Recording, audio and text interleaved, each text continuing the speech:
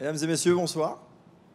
Je sais qu'il est 17 h, que certains pensent à rentrer, donc on va essayer d'être le plus efficace. On vous invite à une battle, la France contre le reste du monde, qui va être présentée par Marcos Gallegos, qui est CEO, député CEO de Téléperformance, et par moi-même, Eric Lipfel, qui m'occupe de la partie consulting, analytics du groupe Téléperformance. Cette société qui s'appelle Praxidia, donc là, il faut qu'on aille plus vite. Voilà. Donc, cette société qui s'appelle Praxidia n'a pas encore totalement donné naissance à son bébé. Le bébé devrait naître le 23 avril, donc je vous fais un petit coming soon. Donc c'est un bébé, il sera grand reporter, journaliste comme tout le monde, ou data scientist au pire. Mais ce qui est certain, c'est que ça sera un expert de la relation client parce qu'il est né de 40 ans d'expérience du groupe Téléperformance, acquise dans plus de 70 pays, et notamment sur la base de l'étude qu'on va vous présenter aujourd'hui. Dans l'offre de Praxidia, il y a tous les besoins aujourd'hui qu'une entreprise peut avoir, tous les pain marketing qui sont de l'anti-churn, du traitement de réclamation, des études sur les parcours clients. Dans Praxidia, c'est simplement des hommes et des femmes qui ont au moins 15 ans d'expérience, au moins, qui prennent les problèmes, qui les comprennent parce qu'ils ont déjà travaillé dans des différentes sociétés. Moi, je viens d'une industrie où la relation client a plutôt été le parent pauvre aujourd'hui et qui est plus... Je viens des télécoms, vous voyez, donc dans les télécoms, on vous parle surtout de réduction de coûts. D'autres de mes collègues viennent notamment de sociétés qui sont plutôt des sociétés qui ont été montées en digital, ils sont plus jeunes que moi. Ils n'ont pas totalement 15 ans d'expérience, mais ça va beaucoup plus vite dans ce domaine. Et eux, leur problème, c'est qu'ils n'avaient que des analytics et ils avaient besoin d'hommes. Et Téléperformance a compris ça et a créé, c'est pour ça qu'ils ont créé Praxidia, pour que les deux mondes se rejoignent. Et en fait, les deux mondes se rejoignent sur quoi? Sur la valeur qu'on peut dégager d'un contact, la valeur qu'on peut dégager d'une interaction. Et ces interactions, Praxidia, c'est les monitorer, c'est les mettre en valeur. Et il y a certaines interactions, Praxidia va même vous conseiller de ne pas les faire, parce que ce sont des interactions qui génèrent plutôt de la destruction de valeur que de la création de valeur. Et on fait ça sur la base de données proactives et de données qui viennent aussi de canaux réactifs, on va dire les anciens canaux de contact qui sont tous les flux call center, les études, tous les flux froids et chauds que vous connaissez. Et la donnée analytique, on sait lui donner la parole dans une plateforme qu'on va lancer le 23 avril, pardon, je ne vais pas vous en dire plus. C'est une plateforme d'enterprise feedback management ou même d'enterprise dialogue management, puisqu'on insiste beaucoup sur ce mot dialogue, pour qu'ensuite, vous, les marques, ou vous, les utilisateurs de tous les outils, vous ayez le moyen immédiatement de lancer une action qui génère de la valeur pour votre parc client, pour votre segmentation. Et les études que Marcos va maintenant nous présenter, notamment l'étude CX Lab, ça fait partie des pépites qui appartiennent au groupe Téléperformance. Téléperformance est un leader mondial de la relation client, mais a dans son actif de nombreuses sociétés spécialisées dans les bots, spécialisées dans l'analytics, spécialisées dans les études, spécialisées justement dans l'enterprise feedback management. En rassemblant tout cela dans cette... encore en arrière. En rassemblant tout ça dans la petite ampoule, vous avez à peu près la grappe de toutes les offres qui sont aujourd'hui proposées par la société Praxidia. Donc, retenez ce nom, on va vous en parler dans quelques semaines. J'espère qu'on aura un peu de presse. Donc, s'il y a des journalistes qui sont dans la salle, vous avez le CEO de Praxidia qui est aussi dans la salle, c'est Paolo Righetti. Et on sera ravis de répondre à vos questions. Et je laisse maintenant, après cette brève introduction, la parole à Monsieur Gallegos. Bonsoir. Je vois qu'il faudra faire une étude analytique sur l'impact du prime time et des bouchons sur l'affluence de public pour ce type d'événement. Donc, un des avantages de travailler dans un groupe global comme Téléperformance, une des choses qui me tient le plus à cœur, c'est le partage. Et le partage sur ce qui est, grâce à notre footprint global, des insights, des findings de 40 ans d'expérience mis dans un laboratoire et dans lequel nous allons, sans être des experts en brand marketing, ce n'est pas notre vocation. Téléperformance n'est pas une entreprise qui connaît les marques particulièrement bien, mais nous connaissons, avec ces 40 ans d'expérience, quels sont les éléments qui peuvent impacter sur l'expérience vis-à-vis d'une marque quand c'est en lien avec la relation client. Donc, dans les éléments qu'on va partager avec vous, ce qu'on va voir, c'est autour d'une marque quelconque, d'un secteur, d'un pays, d'un vertical, de quelle manière la stratégie omnicanale, les facteurs qui impactent sur l'expérience client, les préférences des clients et l'offre des sociétés, impactent sur la perception et notamment sur un élément qu'aujourd'hui est clé, qui est la promotion de nos marques.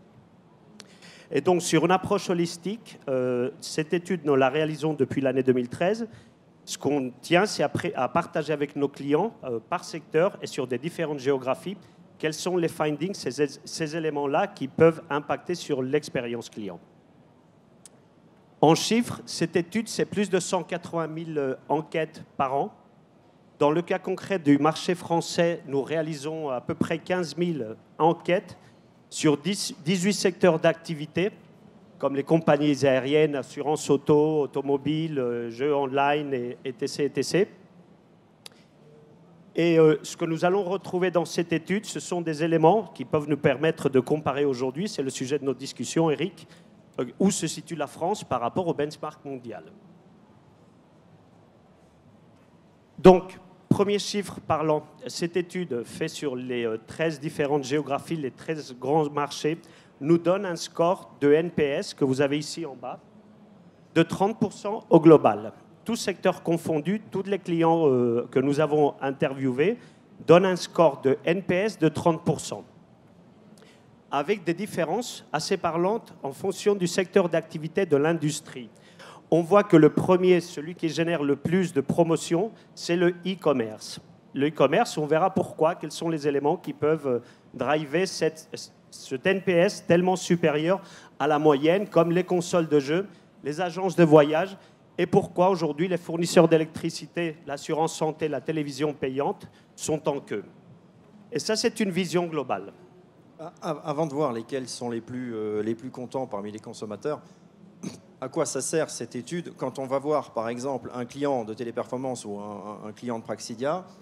On peut, par exemple, si on va voir un éditeur de jeux, on va lui dire dans tous les pays qu'on a regardés aujourd'hui, donc la vingtaine de pays sur laquelle porte cette étude CX Lab, on peut lui dire le NPS ou le Téléperformance Experience Score, puisqu'on a même déposé cette marque, puisque l'autre était déposée un tout petit peu avant, mais bon, voilà. On va lui expliquer qu'il va d'abord voir comment il est positionné. Ensuite, on peut avec lui rentrer de manière plus profonde dans le détail de ce qu'il veut savoir et aller jusqu'au consommateur, puisqu'on analyse les marchés, mais aussi les consommateurs. Avec 180 000 enquêtes qui sont faites par an, on a évidemment, je crois qu'on est le leader, en tout cas parmi les sociétés qui font ces études au mondial, qui posent le plus de questions. Nous avons 7000 possibilités de croisement différentes pour pouvoir approfondir dans ces études-là. Donc c'est lesquels les consommateurs qui ont le... Donc si on regarde à niveau mondial, à niveau de géographie... Pas les Français. Hein. Non, malheureusement, la France se situe à un score de promotion de TPXS de 18% versus d'autres pays comme les États-Unis, le Mexique ou le Brésil qui sont au-dessus des 40%. Avec ce qu'on peut voir, c'est que nous avons les 3 pays qui sont en tête, sont les États-Unis, le Mexique et la Colombie, qui sont bien au-dessus de la moyenne globale. Et en dessous, nous avons en NPS, en taux de promotion, nous avons l'Italie, la France en avant-dernier et les Pays-Bas. Bon, c'est pas terrible, hein, mais bon, donc on va dire que la France a perdu, parce qu'en plus elle a perdu contre l'Italie, n'est-ce pas, Paolo? Mais en termes de secteur, parce que je sais que comme ça c'est les pays, maintenant regardons secteur par secteur, qu'est-ce que ça donne? Donc les secteurs qui se portent le mieux, à niveau global, le secteur qui tire les notes de satisfaction, dans ce cas, on passe du NPS à la satisfaction, ce sont les consoles de jeux. Les consoles de jeux avec un score de 8,7, suivi par le e-commerce, et ensuite, ce que nous pouvons retrouver, c'est les soins personnels, automobiles, hôtels, électroniques, grand public, appareils mobiles et agences de voyage en ligne. C'est assez proche quand même, hein, 0,3 points. Donc c'est quoi les points communs si on regarde console, e-commerce, toutes ces industries? Qu'est-ce qu'ils ont de commun? quand on compare avec la France, la France versus le score global de satisfaction, on se situe en dessous. On voit qu'il y a des troncs communs entre les différents acteurs qui se portent le mieux, avec les agences de voyage en ligne, les consoles de jeux, l'électronique et le e-commerce, le soin personnel, l'automobile, les appareils mobiles et la nourriture et boissons énergétiques. Et les éléments qu'on va trouver en commun, c'est que ceux qui génèrent le plus de satisfaction, ce sont les entreprises qui sont issues d'une jeunesse native digitale. Donc ce qu'on peut voir, c'est que le e-commerce, les agences de voyage en ligne, qui sont de nouvelles créations et qui ne sont pas en train de réaliser un virage d'une entreprise traditionnelle vers une entreprise digitale, ce sont des entreprises conçues avec des parcours d'achat, tous les différents parcours sont conçus digitaux. On voit qu'ils sont ceux qui se portent le mieux, suivis par deux autres secteurs qui ont une autre particularité qui est le delight. Le delight sur les appareils mobiles, on sait qu'une expérience d'achat d'un iPhone X ou d'un Samsung S9 est une expérience qui génère une énorme satisfaction, de la même manière que quand on regarde ce que génèrent les consoles de jeux, en dehors de l'addiction que peuvent avoir nos enfants et autres, ce sont des secteurs qui produisent un grand niveau de satisfaction, Eric. Donc là, on a vu les marchés. Maintenant, les hommes. Est-ce que le CX Lab s'occupe aussi de recueillir le NPS en fonction des générations? On parle souvent aux millennials, etc., toutes ces générations Y, Z. Et c'est quoi? Donc là, je vois que ça, c'est plus de mon âge. Ou d'une autre, Marcos? Ça dit quoi? Oui, en fait, dans tous les croisements que nous réalisons, cette étude que nous faisons est aussi pour essayer d'aider aux entreprises à anticiper les comportements futurs. Donc on croise en dehors de différents marchés, les différents secteurs, aussi les différences intergénérationnelles. Donc le premier élément qu'on peut voir, c'est qu'à niveau global, aujourd'hui, sur la satisfaction, il y a très peu d'écart, très peu de différence entre les générations traditionnalistes et la génération Z, ceux qui sont nés après les années 2000. Il y a un écart type qui est très réduit. En France, en revanche, on voit qu'il y a un écart qui est assez significatif parce qu'on est en train de parler d'un score de satisfaction qui va de 8,2 à 7,8. Là, il y a un truc sur l'homogénéité, je suis sûr. Je suis certain. Oui. Ce qu'on va retrouver, c'est qu'il y a certains secteurs qui ont bien mieux appréhendé les enjeux intergénérationnels et d'autres secteurs qui ont très peu d'écart, comme c'est le cas du e-commerce, dans lequel on peut voir que l'écart type entre les générations les plus âgées et les plus jeunes est nul, inexistant. Donc ce qui veut dire, c'est qu'aujourd'hui, les e-commerçants sont en train de bien adresser ce gap intergénérationnel. En revanche, les entreprises traditionnelles comme les fournisseurs d'électricité ou l'assurance santé, on peut voir qu'il y a un gap qui est énorme, jusqu'à 1 point de satisfaction dans le cas de l'assurance santé qui n'est pas négligeable. Alors, comment on fait maintenant pour contacter son service client? Est-ce que l'étude va nous dire, pour telle génération, on va plutôt utiliser l'email, etc. Donc je suis impatient de voir ce que tu vas nous présenter.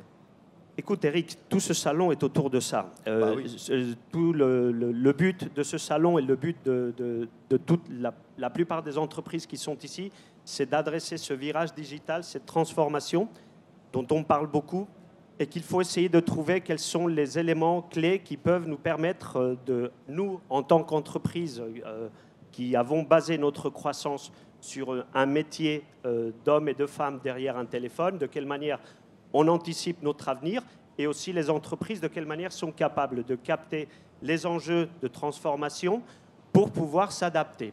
La voix, qu'est-ce qu'elle fait, la voix alors? Donc, elle se tient bien. La voix, concrètement, à niveau global, ce qu'on voit, c'est qu'entre 2015-2016, il y a eu peu d'évolution, peu de décroissance. En revanche, en 2017, ce qu'on peut voir, c'est qu'il y a une forte réduction sur le canal voix. Après, beaucoup d'entre vous, s'il y a des gens avec une petite forme de la formation mathématique ou statistique, vous allez voir que si on additionne tous les pourcentages, ça donne plus de 100%. C'est que dans ce cas, on pose la question aux personnes qui font les enquêtes et c'est une réponse une question à réponse multiple. Quel est les derniers canaux que vous avez utilisés pour contacter votre marque. C'est pour ça que ça nous permet d'avoir une vision complète sur tous les différents canaux. Et donc, ce qu'on peut voir, c'est qu'il y a une forte augmentation à niveau global sur le chat, qui reste, malgré le fait d'être un canal digital, est un canal avec une forte composante humaine. La baisse de la voix qui est très évidente.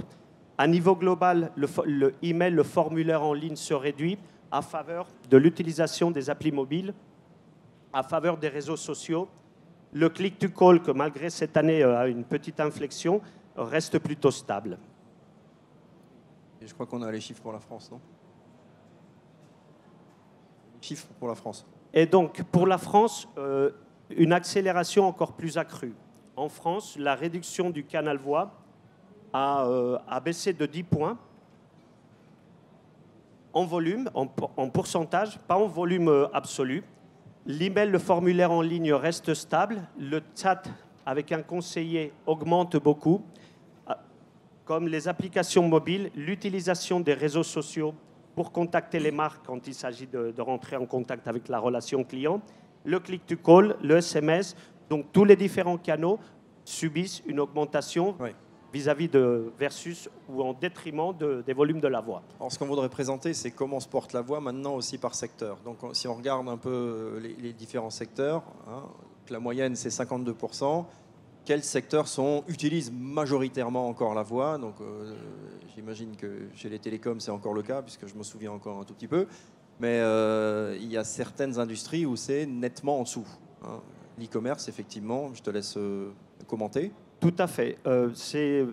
Cette diapositive est extrêmement intéressante. Ce qu'on peut voir, c'est que les secteurs les plus traditionnels continuent à faire recours à la voix d'une manière beaucoup plus importante.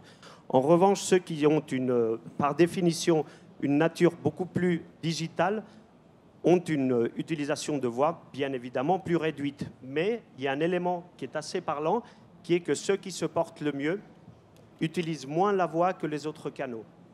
Donc, on peut penser éventuellement que la voix ne génère pas de la satisfaction. Oui. Ce n'est pas le cas, on va le voir ultérieurement. Oui, parce qu'en termes de volume et de pourcentage, enfin, l'utilisation du canal voix a baissé, mais le volume d'appels ou le nombre de fois où les clients nous contactent, puisque chaque interaction, aujourd'hui, les marques essaient de générer une valeur, on encourage même les clients à nous contacter, parce que plus il y a de contacts, plus il y a de chances de conserver, de générer de la valeur ou de faire de l'anti-churn. Tout à fait. La question est si les consommateurs contactent plus ou moins. Aujourd'hui, ce qu'on peut constater, c'est qu'il y a une augmentation du nombre de contacts par consommateur, client, usager par an par rapport aux années précédentes. Avec, en France, une augmentation de 4 points pourcentuels. D'accord ? On passe de 50% de clients qui ont contacté leur service client versus 54 qui l'ont fait cette année. Et au global, on a une légère réduction. Et on passe, en France, le nombre de contacts moyens, tous secteurs confondus, est de 2 et on est passé à 2,2. Donc c'est une augmentation, les clients contactent plus. D'accord. Donc par secteur, tout à l'heure on avait vu qu'il y avait des secteurs où la satisfaction était très haute, c'était au-dessus de 8. Et maintenant, si on regardait comment ces secteurs utilisent la voix et comment cette voix contribue à la mesure de leur satisfaction. Je crois que c'est juste après. Donc là, on a les secteurs avec des bons taux de recommandation. Hein, c'est ce que nous avons pu constater, suite aux différentes années que nous avons fait l'étude, c'est que toutes les stratégies de call avoidance, d'évitement d'appels, d'évitement de contact, ont dégradé la satisfaction et la promotion des clients. Aujourd'hui, ce qu'on peut voir, c'est que les secteurs qui se portent le mieux, ce sont les secteurs où le taux de contact par client par an a augmenté le plus. Ça ne veut pas dire des appels téléphoniques, c'est tout type de contact pour se mettre en contact avec la relation client. Donc, ce qu'on peut voir, c'est que les agences de voyage en ligne ont passé de 20% de clients qui contactent par an à 34%. Le e-commerce de 29 à 32%, l'électronique grand public de 21 à 27% et les consoles de jeux de 23 à 27%. Donc, en général, ce qu'on peut voir, c'est que ceux qui ont un meilleur taux de recommandation et une meilleure satisfaction on augmente le nombre de contacts par client par an. En fait, on pourrait presque dire que c'est le meilleur marketing du monde pour une entreprise, c'est de bien traiter ses réclamations et de faire en sorte que c'est presque aussi fort que de la promotion, presque aussi fort que d'investir massivement dans des campagnes publicitaires dont une 4x3 dans Paris coûte 400 000 € et ça dure une semaine, alors qu'avec 400 000 €, on peut utiliser, faire de l'analytics pendant 2 ans, faire des campagnes, inciter les clients à contacter les plateaux pour s'exprimer. De la dépollution vient la confiance, la construction, et sans confiance, pas de croissance. Donc là, on va regarder, je crois, dans la prochaine slide, si on nous la passe, l'impact sur la promotion.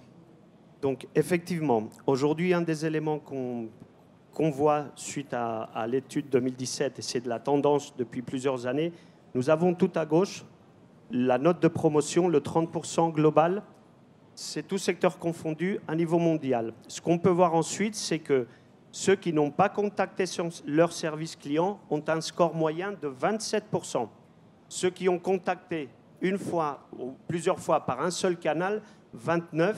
Qui ont utilisé 2 canaux, ça passe à 33%, jusqu'à ceux qui ont contacté ou puissent utiliser 8 différents canaux, le score de recommandation passe à 71%. Donc il y a 2 éléments à retenir de ça, Eric, c'est que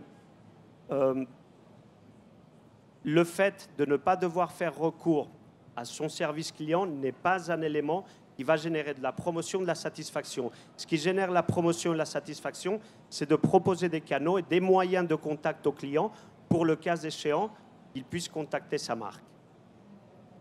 Alors évidemment, pour faire tout ça, il faut des outils. Ce qu'on va regarder maintenant, c'est ce que veulent les consommateurs. Parce que l'étude demande aussi aux consommateurs, finalement, bon, vous voulez, nous on dit aux marques, laissez les consommateurs vous contacter le plus souvent possible.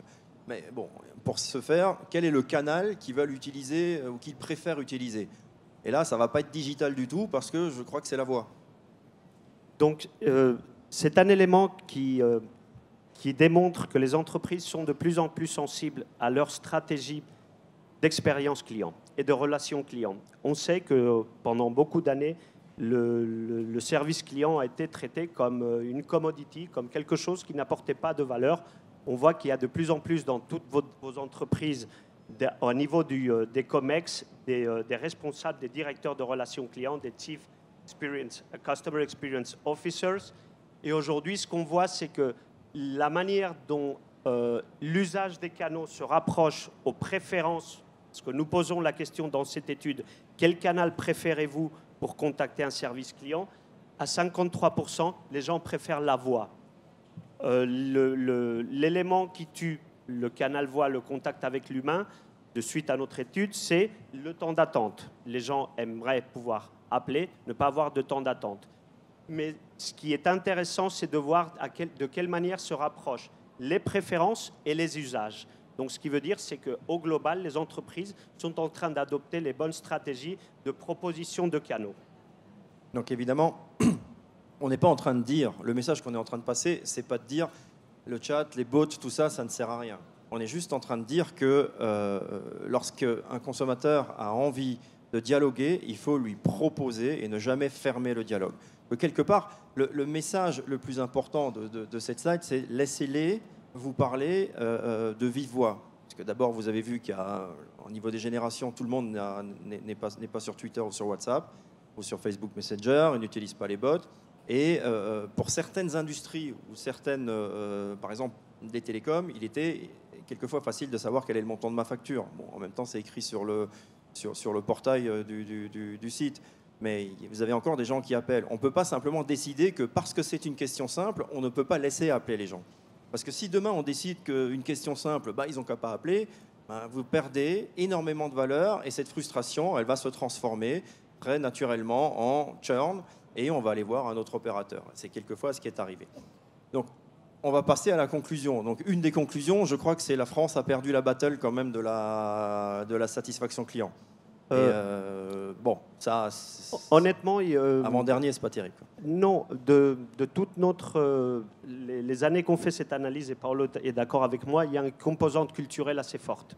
Je pense que le fait de scorer, quand on travaille sur ce type de notation, 9 et 10, c'est être Les promoteur. Français, ils n'aiment pas Le donner 8, 9 c'est et neutre. 10. Donc c'est sûr. un peu Ouais. compliqué.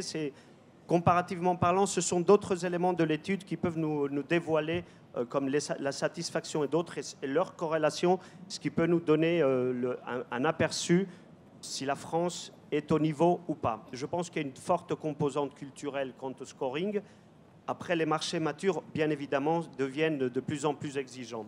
Mais les conclusions qu'on peut en tirer de ce que nous avons vu et ce qu'on vous invite à voir quand vous le souhaitez avec Téléperformance, c'est que le premier élément, le plus structurant, c'est proposer des choix. Proposer des choix à vos clients, proposer des alternatives. Quoi qu'il en soit, que ce soit avec des bots, que ce soit avec du chat, que ce soit par mail, par écrit, par courrier, parce que le fait de proposer des choix donne des alternatives et donne du pouvoir à vos clients. C'est le premier enseignement. Le deuxième, c'est de favoriser le contact. Ces stratégies de self-carisation, d'évitement d'appels et ce type de choses avaient une logique financière. Mais ce qu'on voit, c'est que quand on favorise les contacts, que ce soit par le soutien d'outils divers et variés, génère du delight, génère de la satisfaction. Et le dernier, Et le dernier, Human Touch. c'est l'human touch. Il faut qu'on se fasse de la pub, Eric. On a besoin de l'humain, de mettre l'humain au cœur de la relation client. C'est l'élément structurant. Et quoi qu'il en soit, quoi que vous fassiez chacun dans vos respectives entreprises, pensez que le client, quand il contacte une marque, en dehors de ce qui sont les parcours classiques de j'achète en 2 clics ou je demande un remboursement en ligne ou ce type de choses, quand les clients contactent, ils ont un besoin. Et le besoin, c'est un état psychologique. Et les étapes psychologiques peuvent se couvrir avec des personnes qui sont capables d'être empathiques. Donc, quoi qu'il en soit, favorisez les contacts, proposez des canaux, n'évitez pas les contacts et gardez le contact humain. Et avec Praxidia, on sait les rentabiliser. Merci Marcos.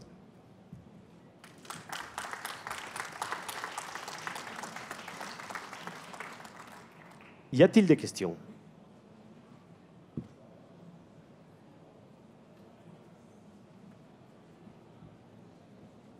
Monsieur ?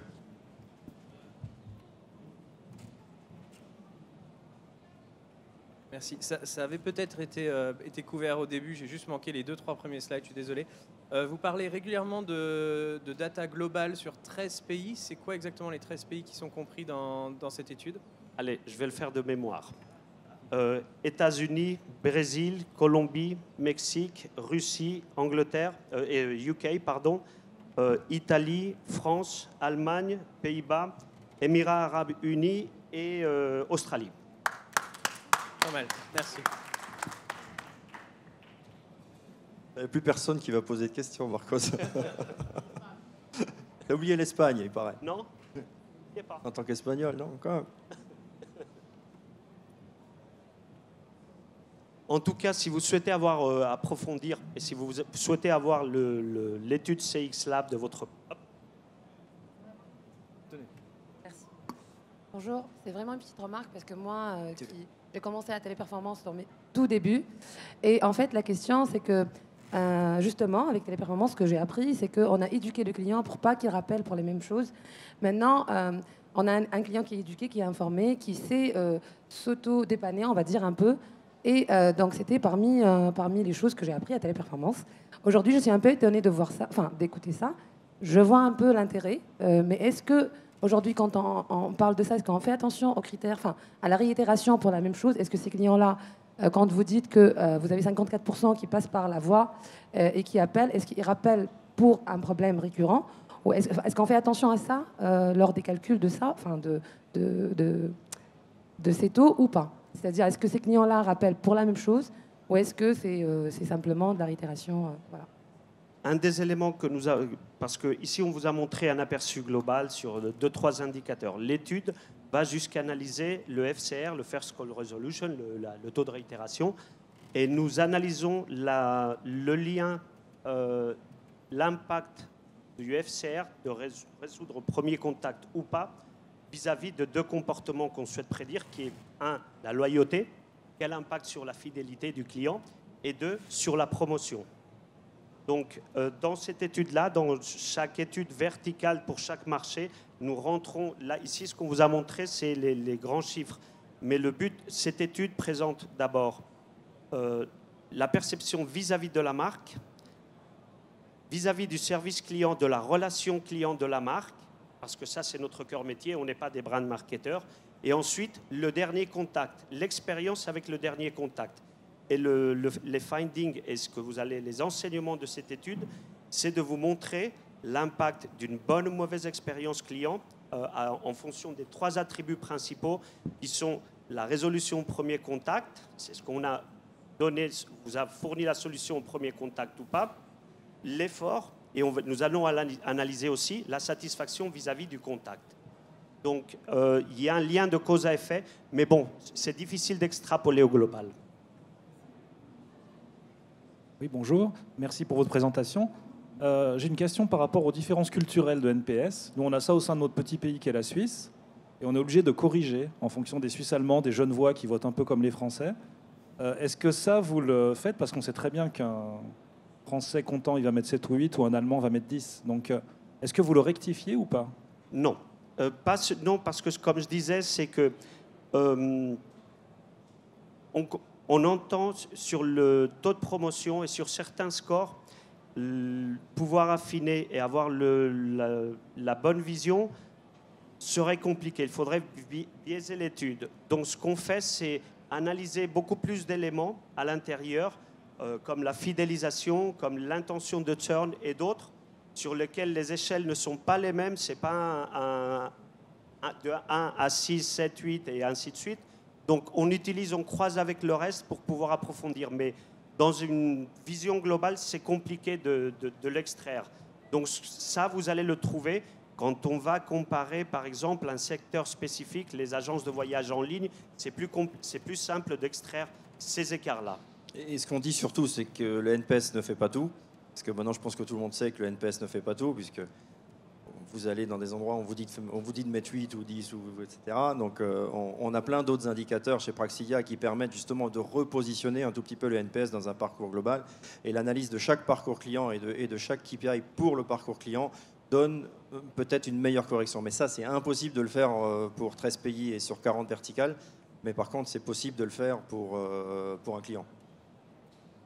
Donc, n'hésitez pas à venir nous voir.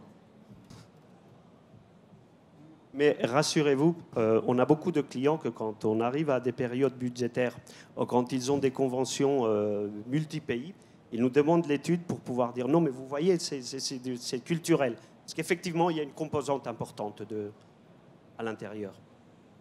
Donc ça veut dire que les Français sont peut-être derniers en NPS, mais ils ne sont pas vraiment derniers. Voilà, si on peut terminer sur cette petite note positive, ça serait bien. Sauf si vous avez encore des questions, évidemment. Merci. Merci beaucoup. Merci Bonne à rentrée. vous.